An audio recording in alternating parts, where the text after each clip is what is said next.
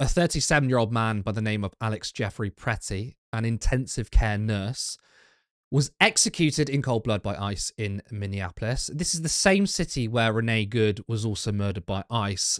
And once again, the Trump admin is accusing the victim of being a domestic terrorist out to seek harm on ICE agents. Now, there's been multiple video footage from different angles. We have them, and it directly contradicts their claims. So I'm going to show you all the footage, and then myself and Ben McLean will have a discussion. Also, monetization has been turned off this video, and a big warning for you, like, these videos are distressing, so if you don't want to watch them, you can skip, but we are going to show you them now.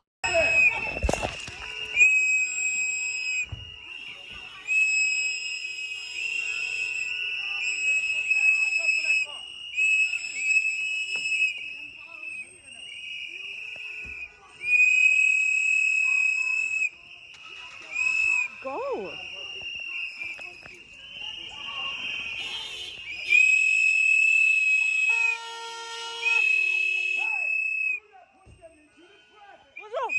What the fuck is wrong with you?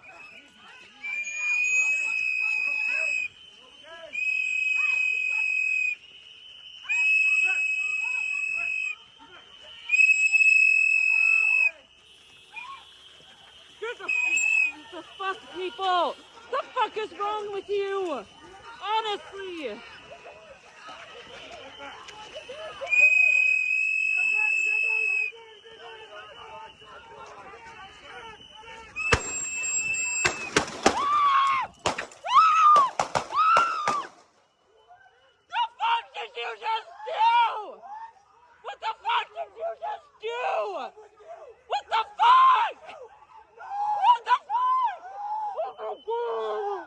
Oh my god!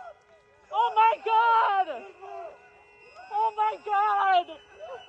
Oh my god! Oh my god! The fuck did you just do? The fuck did you just do? Yes! Liz, somebody call the ambulance! Somebody call the ambulance! Yeah, very difficult to speak about, really. I don't need to explain what happened. I mean, you saw one of the ICE agents push over a bystander. Alex, the victim, who was murdered, did not have a gun in his hands. He was waving cards through in his left hand, was holding a camera phone or his phone on the right-hand side. And when he was killed, his back was facing the ICE agent. That is cold-blooded murder. I would argue, actually, it's more clear than Renee Good. Of course, Renee Good's murder was clear for all us to see, and you've got the Trump administration lying about it, but their slight plausible deniability was that she tried to run over the agent. Of course, you could see that she was turning the wheel against the agent, but that was their plausible deniability. This time, Alex was restrained, front over. The ICE agent was behind him, shot him multiple times. Now, I've got another video of the ICE agent saying, "Where is his gun?" They've realized they fucked up.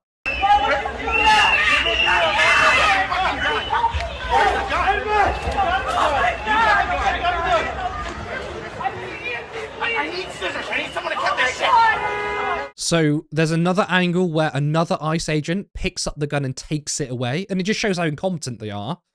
That, like, that would have worked in their favor. They could have said, "Oh, look, here's the gun. That's evidence we were in danger." An ICE agent took it away. And then the one who shot him was like, "Where's his gun?" It shows how incredibly incompetent they are. I have another video of the same video of a different angle, because again, we've got people that lie about this, and it's a stabilized version of the shooting. Honestly.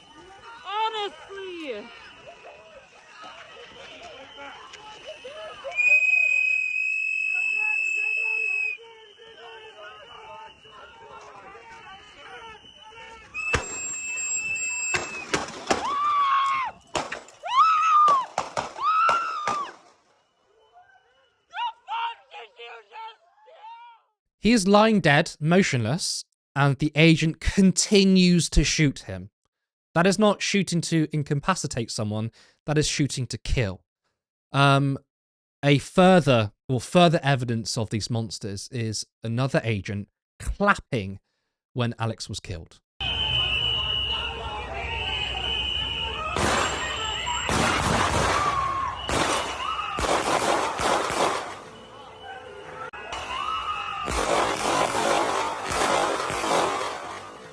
Now, as I said about how the Trump administration have been trying to make out that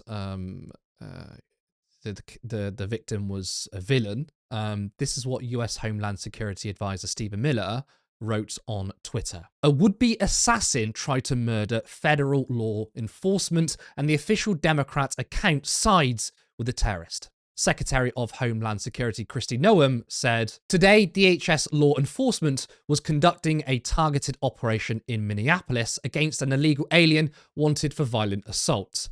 During the operation, an individual approached US Border Patrol officers with a 9mm semi-automatic handgun. The officers attempted to disarm the suspect, but the armed suspect violently resisted. Fearing for his life and the lives and safety of the fellow officers, an agent fired defensive shots. This violence is directly fueled by hateful rhetoric from Minnesota's sanctuary politicians. It must end now." Now, Alex Pretty, who works for the Veterans Association, gave a eulogy of a past soldier at his hospital. Terrence Lee Randolph, March 30th, 1947, December 10th, 2024. Today we remember that freedom is not free. We have to work at it, nurture it, protect it, and even sacrifice for it. May we never forget and always remember our brothers and sisters who have served so that we may enjoy the gift of freedom. So in this moment, we remember and give thanks for their dedication and selfless service to our nation in the cause of our freedom. In this solemn hour, we render them our honor and our gratitude.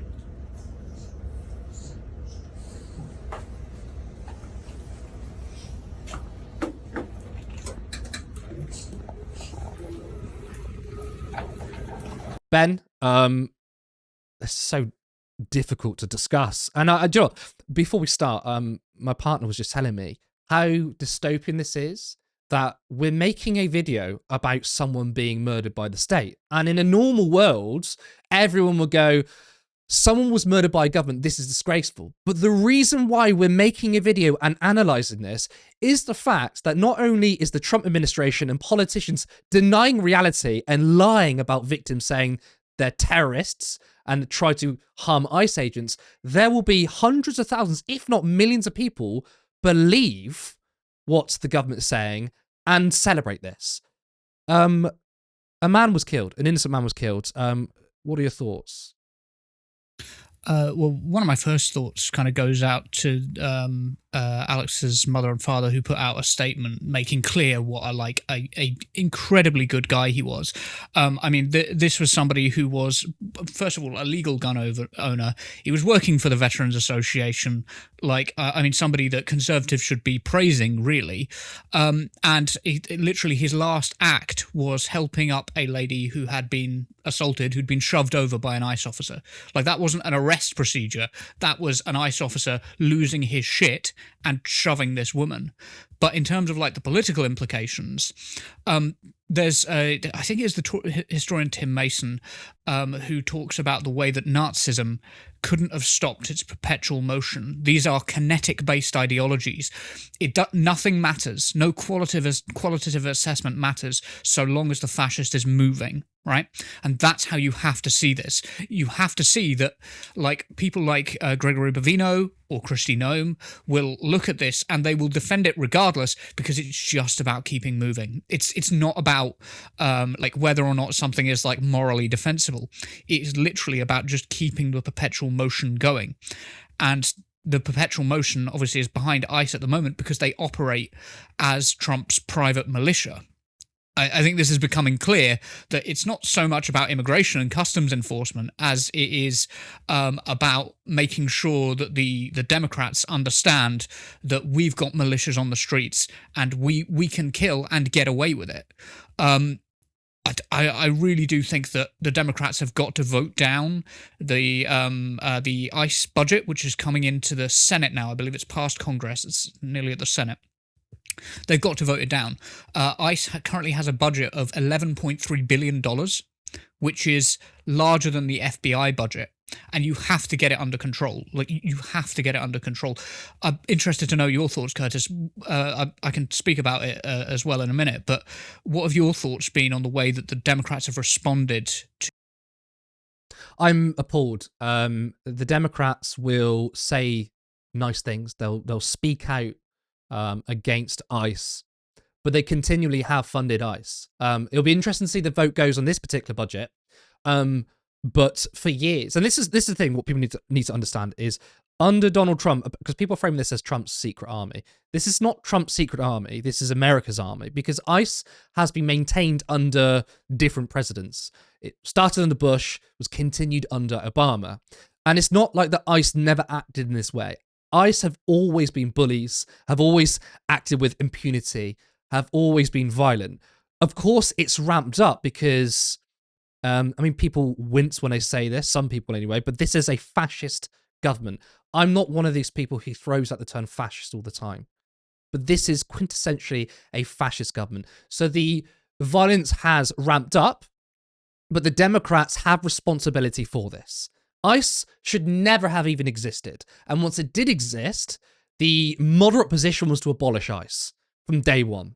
And many Democrats would actually join in with the Republicans attacking left-wing Democrats when left-wing Democrats said we need to abolish ICE. For mainstream corporate Democrats, that was seen as too radical and they wanted to distance themselves from it. Now, and maybe it's partly through they've been convinced and they've watched the footage and they're harrowed by what they've seen, or political opportunism. Now they're saying, oh yeah, maybe ICE is really, really bad. But the rhetoric is always far more radical than their actions. And I find the Democrats pretty disgusting because there is zero opposition. And the only opposition to ICE is community. And that's what's been happening. In that footage, you heard whistles. And that is the Minneapolis residents blowing the whistle saying, ICE agents are here. In fact, that audio recording will be played in the history books. We'll be reading and it will be documented that people of Minneapolis and other states and cities used to whistle when ICE agents were seen. So I'm frankly disgusted by the Democrats, and you're right, they absolutely must vote this down. But abolish ICE is the moderate position.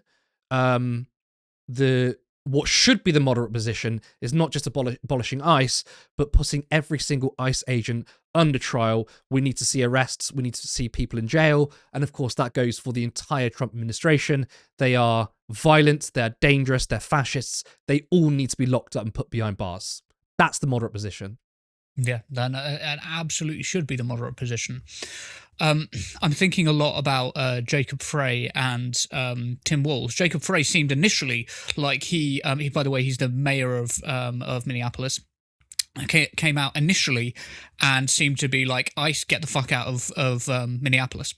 Great response. That was a great start. But then since then has really toned back the rhetoric.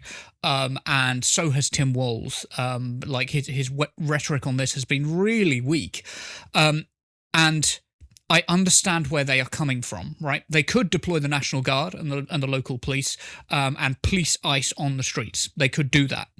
But a minor provocation from either side, and Trump has the excuse that he's probably looking for to begin an official like civil war or some kind of martial law, in which case he would be able to cancel the elections later this year. I think that's probably what they're thinking. They're probably thinking, this is Trump looking to provoke us. Let's not buy into it.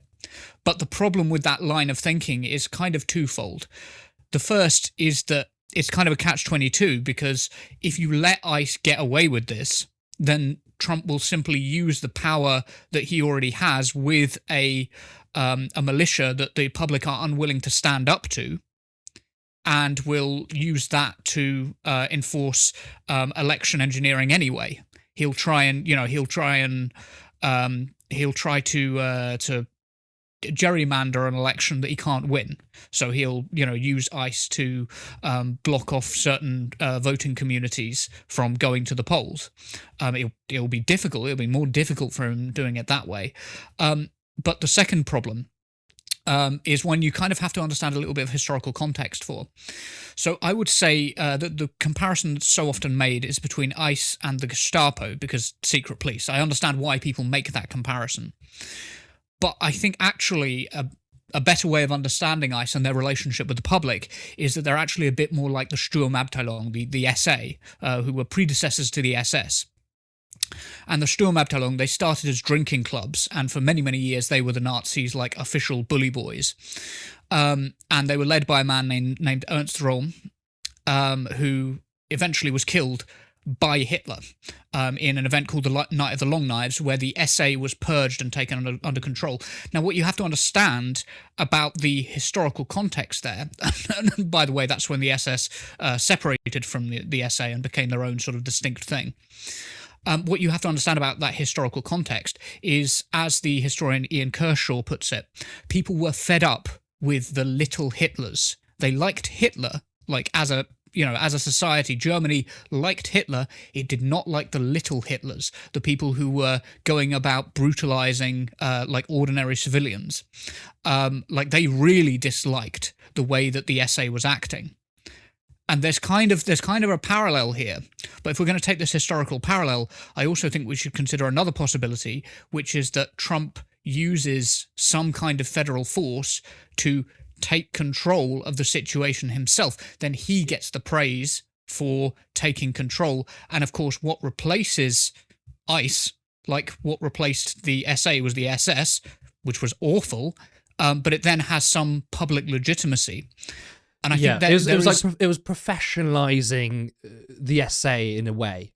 Exactly. Yes. Yeah. Even make it even more institutionalized, because at the moment the ICE are seen as kind of this is corrupt. They're seen as untrained, not controlled. They can go about and do whatever they want, but you could see history repeating itself, and basically Trump coming in and creating a more orderly version, which actually ends up being far more dangerous. It's a big danger, and but it is a catch-22 because, and I'm not telling them how they should act, but if they don't take control, if they don't bring about order on the streets, then Trump will get that credit, just like Hitler got the credit for, and it was really the consolidation of Hitler's power, him purging the SA in return for support from the military at the time. There needs to be some sort of address. I was speaking to someone who I know who's a law student who did some US law for their degree, and they were saying that a good option would potentially be Congress forming a special counsel which will have the power to be able to impeach Trump and properly remove him this time for the crimes that have been committed. But that's assuming that we get to the point where we're having elections. I'm not convinced that Trump intends for there to be an election later this year. I don't know about you. Yeah.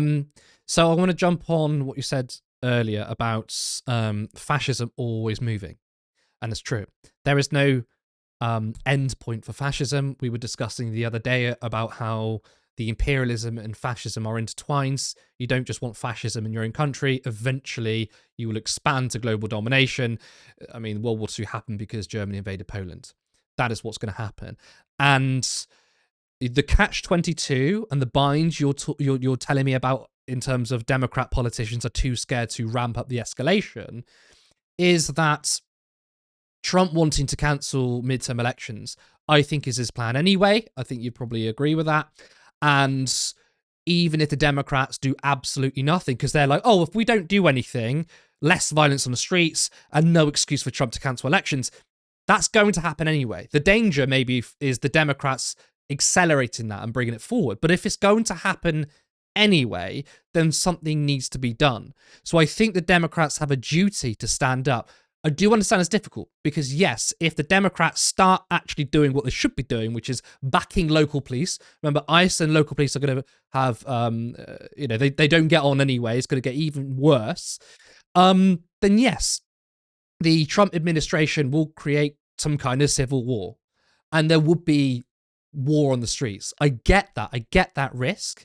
But given that violence is now one way, and it's increasing despite the lack of backbone from the Democrats. I mean, this Trump administration 2.0 has become increasingly authoritarian, despite the fact that the Democrats have done nothing, and they're pushing, and they're counting on the fact that the Democrats won't do anything, then I feel like it's a duty for the Democrats to stand up and do something about it. Now, of course, that has to go in tandem with taking on the entire administration. If it's just about defending the streets from ICE, then yes, you're going to see a major blowback in which the Trump administration is going to come down hard, which is why it can't be done in isolation. This is a bigger picture thing. It has to be done in tandem with bringing down this government. I honestly think we're at that point that, and as we were discussing earlier, some of these people cannot be reasoned with. You don't shake hands and walk away. This Trump administration cannot be reconciled with. They are actively pursuing violence on the streets. This government needs to be brought down. And that is done by, if the Democrats are willing to, through the courts. Trump needs to be impeached. These people need to be locked up. If they don't go that far and they make half measures, you're going to see the continued violence and authoritarianism from this Trump administration. It's important to say that is the best case scenario for Americans who care about American hegemony in the world. Like, if you really believe America is the best country in the world and you want America to lead the world, that's the best case scenario for you. But even then, American hegemony is pretty much, we've entered the Chinese century. The Chinese century is now upon us. There was one estimate that I read a few years ago that the GDP of China is going to be twice the size of the US's by 2050. You had your chance to win people over by taking a moral stance and a soft power. I'm sorry, America, you fucked it up. You fucked it up big time. And so the Chinese norm is going to become the norm by the end of the century. That's probably what we're going to see for the rest of our lives. I did want to bring up, Trump put out a Truth Social, and a Truth Social post saying that the killing was justified because the man was armed. He had a gun. He took a gun to a protest, right? And this is the thing that I think is really kind of one of the heavy implications for American society now, because the Second Amendment that ever took place to the American Constitution is now kind of lying in tatters. Like, the justification has just fallen apart. And it was always bullshit, by the way, because, like, as historians were pointing out with Nazi Germany, there was no point in which you could have armed all of the Jewish people in the in Berlin, and the SS, the Gestapo, and the German military wouldn't have just overwhelmed them and killed them all. Like, there was no scenario in which it helped having those sorts of arms. Guerrilla warfare is something entirely different, but that requires, like, strategy, tactics, organization. Ordinary civilians carrying weapons around with them, being armed all the time, it hasn't helped. Like, the justification for it has just kind of fallen apart. And here's Trump saying, no, actually, you don't even have a Second Amendment.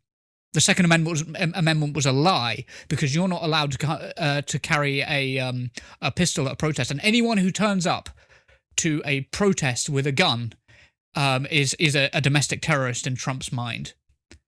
Cue picture of Kyle Rittenhouse holding a massive rifle. Mm-hmm. Crossing state lines. These people are not inconsistent. They are these people are not consistent. They are very inconsistent. These people are not consistent. They're just moving all the time. It doesn't matter whether your arguments don't stack up. It's just about the movement, so long as they carry on moving.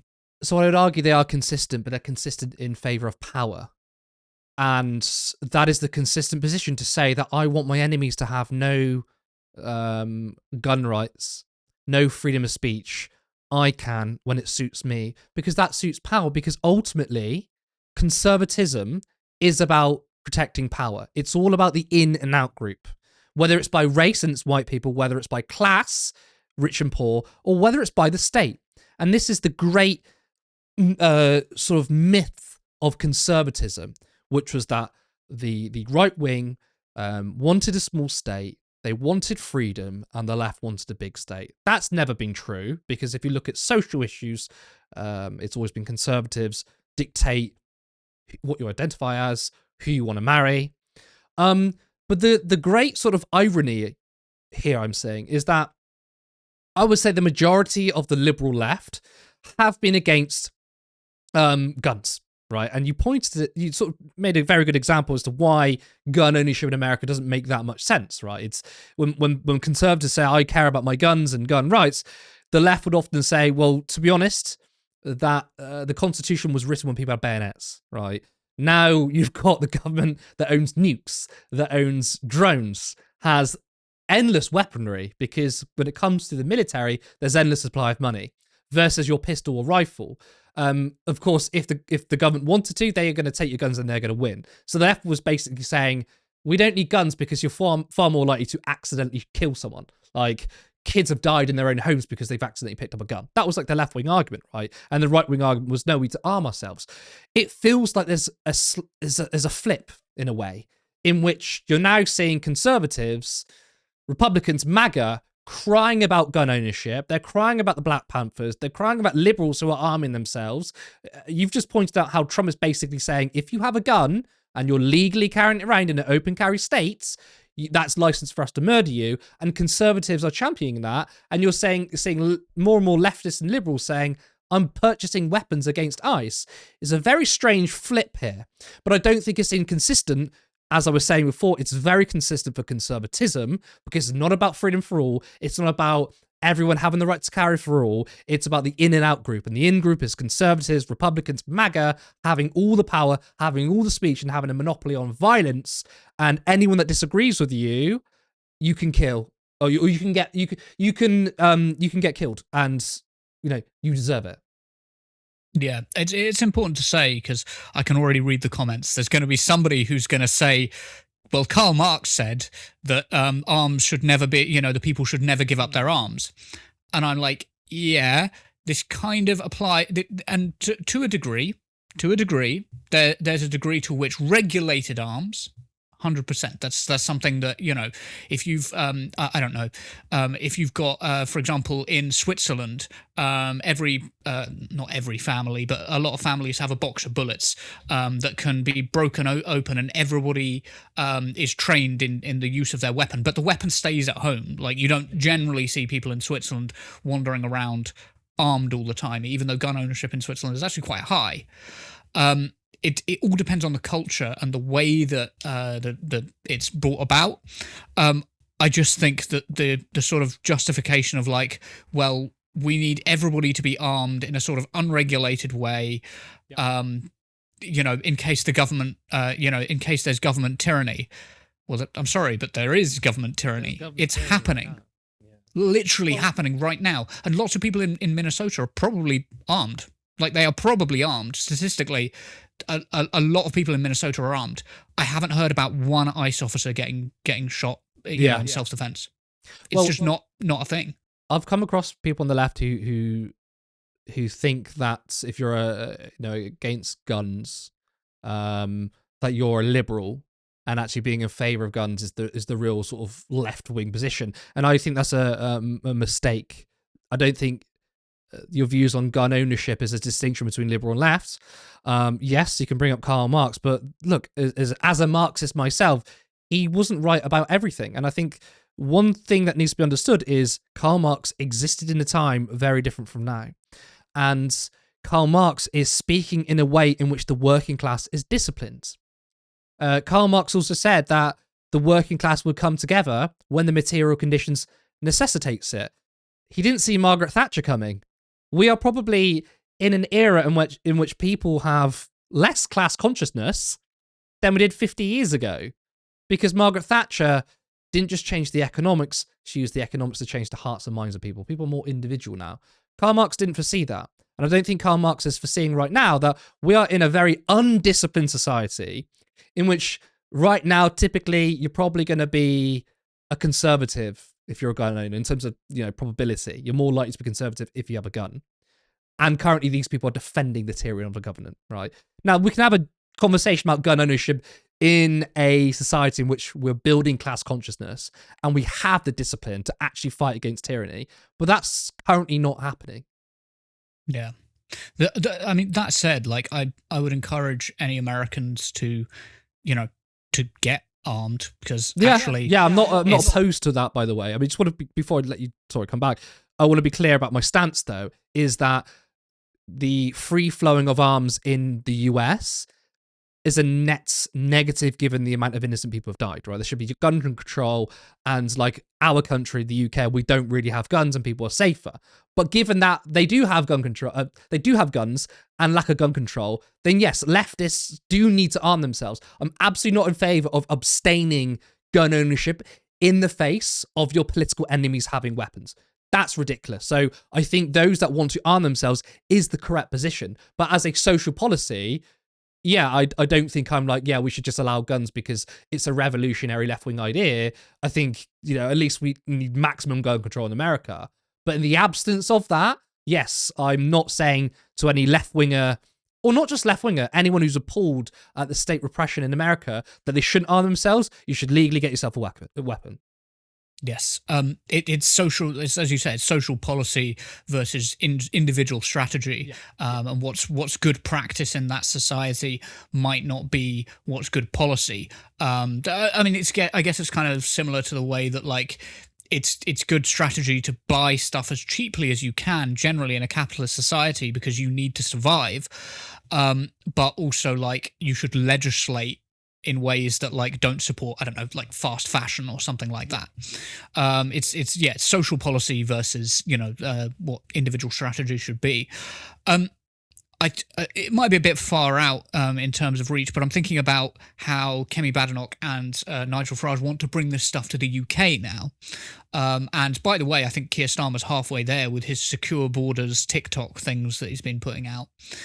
And as ever, Starmer's just making things worse. Like capitulating to these people is just making it worse. They're going to have to be even more extreme to distinguish themselves. So it makes it even worse. But of course, our police aren't normally armed. Our border force aren't normally armed. So hopefully there should be less violence. But I do recognise that, by the way, particularly for black and brown people, our police are incredibly violent and do commit homicide already. And the ramping up of that in terms of like a UK ICE is something we should be very fearful of. But I'm also fearful of it from the perspective of like new tech, which of course was also something that Karl Marx wasn't dealing with. Of course, I'm looking down at you, down the barrel of a camera at you at the moment. And in some ways it's great because it allows me and Curtis to have this conversation.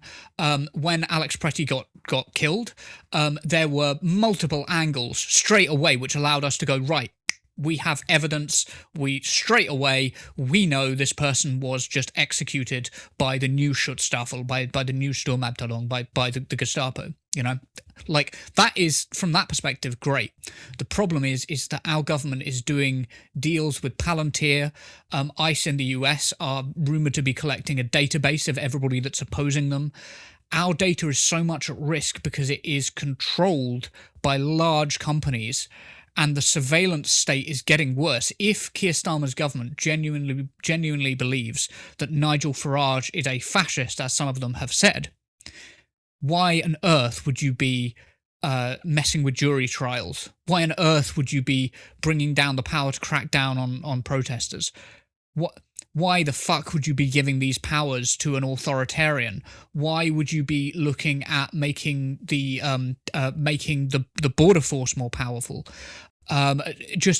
Why would you be attacking trans rights and all of this stuff that will give them more power in the future to go after those groups?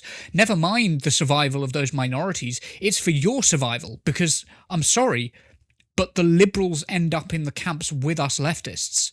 Like, even soft conservatives end up there. Like, you need to take this stuff very seriously. And deals with Palantir should be off the fucking table. My God. Oh, absolutely, yeah. The in-out group that I was discussing is something that shrinks by the day. And as you were saying, the liberals will end up being disregarded, and soft conservatives will be too, because if a principal conservative says something that the cult disagree with, they'll be turfed out too. I think when it comes to Kemi Badenoch and Nigel Farage talking about a UK version of ICE, they're manufacturing consent. Now, you're quite right. We don't really have guns in this country. The police don't have guns. If things continue as they go, the police will be armed. That is going to happen. It'll probably happen under a Keir Starmer government. That's if he lasts after May. This is about manufacturing consent to first arm the police, two, ramp up the arguments against illegal migrants and asylum seekers, to give states, to give the state more power. And that is, whether Kemi, Starmer and Farage realise it or not, they're working on the same side in terms of pushing authoritarianism. They are working together. They may not think it, right? They may think they're political enemies, all of them. But really, they're working towards it. Kemi and Nigel will suggest it. 2 years later, Starmer and Labour legislates it. That is the pattern that we're living under right now. So it's not a policy that you might even think the Reform Party would put in their manifesto. But if they start speaking about it now, it opens up the Overton window to bring, a UK version of ICE agents into the country. Because we have an emergency, guys. We have an emergency of illegal immigration and violent asylum seekers. We just have to do it, all right? That is where we are headed.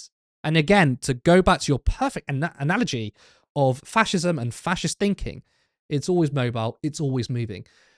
And part of the reason why it's always moving is because if it stops moving, it disintegrates. It becomes destroyed. Outside forces destroy it. Inside, within itself, destroys it, right? It has to keep going in order to maintain itself. If the moment it stops, I think it ends up falling apart. So fascism has to continually push the boundaries, the way in which authoritarian works, right? You may think, oh, an authoritarian leader wants to just purge their political movement of the really annoying people on the sides, but that's it. But that never happens, right? Think of Stalin, think of other authoritarian leaders who start off by getting rid of the undesirables and getting rid of those who everyone agrees, all right, they're really annoying to the movement, they can go. It doesn't stop there. It gets to a point in which you become extremely paranoid, in which those you once considered very faithful to your cause, in which you agreed with, you end up finding disagreements and you end up purging them until you're the last person standing. That is the way in which authoritarianism and fascism work.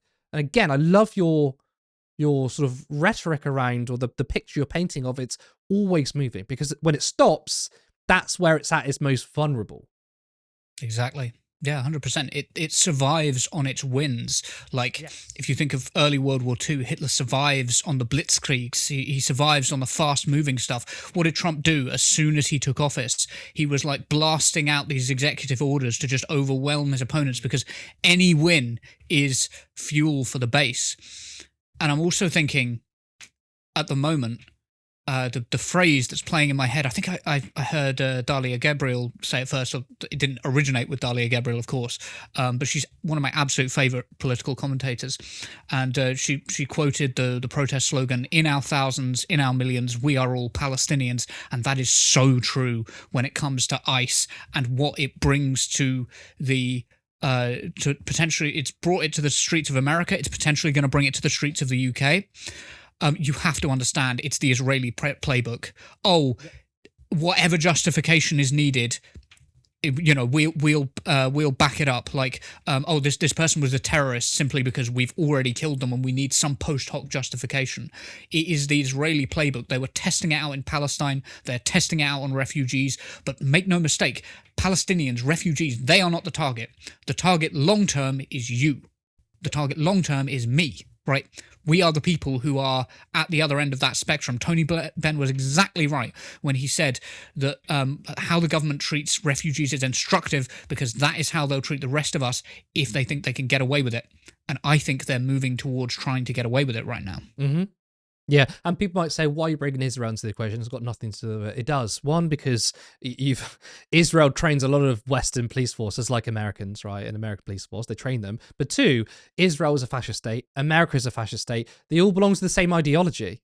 It doesn't matter which country. Fascism is fascism. It's the exact same ideology. And we're seeing it play out in Israel, and we're seeing it play out in America. And it's expanding worldwide. Yes, and people might say, "Oh, you can't accuse Israel of fascism. That's disrespectful to the memory of the Holocaust victims." To which I say, you could have said the same to the Hutus. You could have said, "Well, the Hutus were the victims of British imperialism. They were actually the lower class, and then the Hutu power took power in Rwanda." And in 1994, committed the fastest genocide in history. 1 million people killed in 100 days. The status of victim and perpetrator is not permanent, right? These aren't permanent roles, and they change depending upon the time and place. Yes, anti-Semitism is very serious. Yes, we should take it seriously. Yes, we should respect victims of the Holocaust, and we should respect what their memory shows us about what happens when you allow the state to erode people's rights, when you allow fascism to erode people's rights. What you can't do is think that that is something unique to that time in history and that there isn't anything that we can learn from that, because history doesn't repeat, it rhymes, right? It's never going to be a perfect reflection of what happened before. But what it is something that can instruct us on how we can best protect all people. And that includes, by the way, that includes Jewish people. That includes, the people who we, who we want to protect, which is everybody. And that is ultimately one of the big differences between us and the right. The right wing are right now on social media going, ha, lol, lamau, fuck around, find out, right?